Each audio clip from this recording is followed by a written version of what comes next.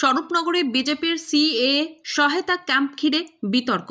কাকদ্বীপ, বাসন্তী এবং বনগাঁ সহ বিভিন্ন জায়গায় সিএএ ক্যাম্প খুলে টাকা নেওয়ার অভিযোগ ওঠে।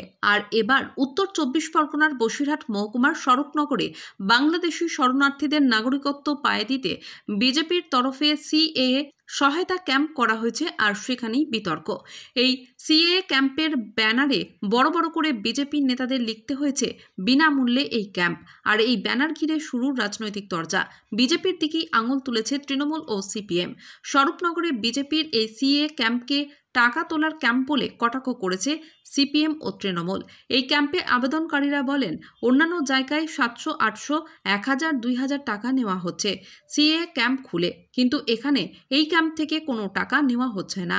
ঘটনায় স্বরূপনগরের বিজেপি নেতা বৃন্দাবন সরকার বলেন, কোনো সিএএ ক্যাম্পে টাকা নেওয়া হয় কিনা এই বিষয়ে মন্তব্য করতে চায় না।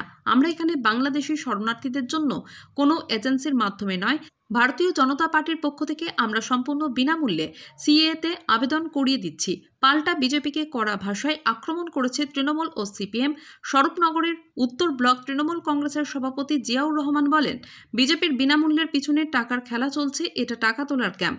অন্যদিকে স্বরূপনগরের সিপিএম নেতা হামাল উদ্দিন আহমেদ বলেন, সিএএ ক্যাম্পে আবেদন করে মানুষকে ফাঁদে ফেলছে বিজেপি। বিনামূল্যে কথার পিছনে একটা ব্যবসা চলছে, টাকা তোলা হচ্ছে, মানুষকে বিপাকে ফেলছে বিজেপি। এর তীব্র প্রতিবাদ করছি।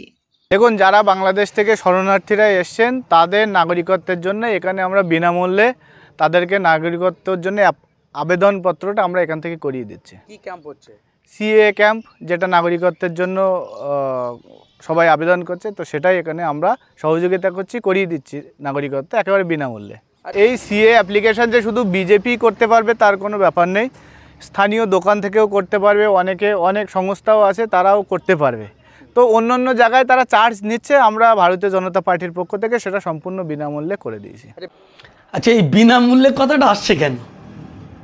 এই বিনামূল্যে কথাটা আসছে বিজেপির নেতারা সারা পশ্চিমবাংলায় এই সিএএ ক্যাম্পের আড়ালে তারা টাকা তুলছে, এবং অরিজিনালি এই ক্যাম্পগুলো হচ্ছে বিনামূল্যের ক্যাম্প না, টাকা তোলার ক্যাম্প। এবং আমাদের স্বরূপনগরে আমাদের একটা ব্যানার চোখে পড়লো যে এখানে লিখছে যে বিনামূল্যে সিএএ ক্যাম্প, এবং এর যিনি লিখছেন বা যার নাম ওখানে দেওয়া হচ্ছে তিনি গত বিধানসভা নির্বাচনে স্বরূপনগর থেকে বিপুল ভোটে পরাজিত হয়ে তিনি স্বরূপনগরের বাইরে চলে গিয়েছিলেন। আবার আগামী 2-3 মাস আছে বিধানসভা ভোট। সুতরাং এই একটা ব্যানার ছাপিয়ে একটা ক্যাম্প করে তিনি স্বরূপনগরে আবার ঢোকার চেষ্টা করছেন। স্বরূপনগরের মানুষ তাকে অনেক আগে রিজেক্ট করেছে, এবং এই বিনামূল্যের ক্যাম্পের আড়ালে পিছনে একটা ব্যাপক টাকার লেনদেন হচ্ছে নাগরিকত্ব দেওয়ার নাম করে।